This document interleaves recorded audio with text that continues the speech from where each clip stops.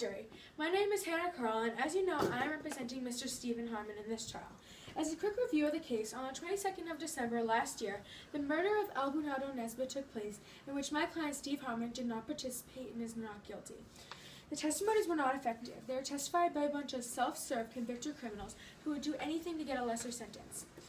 Steve is 16 and has his whole life ahead of him. Wrongly accusing him could ensure that he never gets to drive his first car, graduate from high school, or even start a family. Let's take a look at the testimonies. Steve testified, "I know I was not in the drugstore the day of the murder," and he also says he was taking mental notes for a class film project. Steve's teacher, Mr. Sawicki, also confirms a film project was assigned. Laurel Henry, a retired librarian, was in the drugstore the day of the stick-up and was simply just buying cough medicine for her sick grandchild.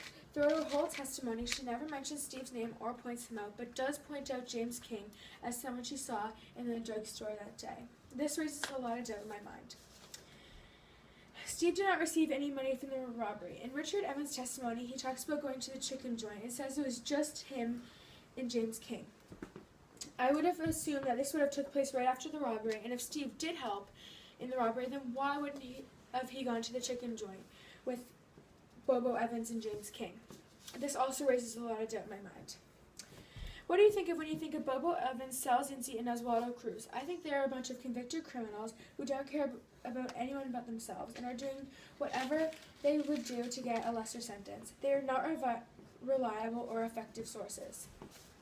It is your duty today as the jury to choose the fate of Mr. Stephen Harmon. Just remember, the law states to find someone guilty, it has to be beyond a reasonable doubt, which means there is no other logical explanation, and the defendant is 100% guilty.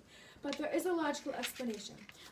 On the day of Albunado Nesbitt's murder, Steve Harmon was simply just taking notes for a class film project and did not participate in the stick-up. Therefore, the verdict should be found not guilty. Thank you. Thank you.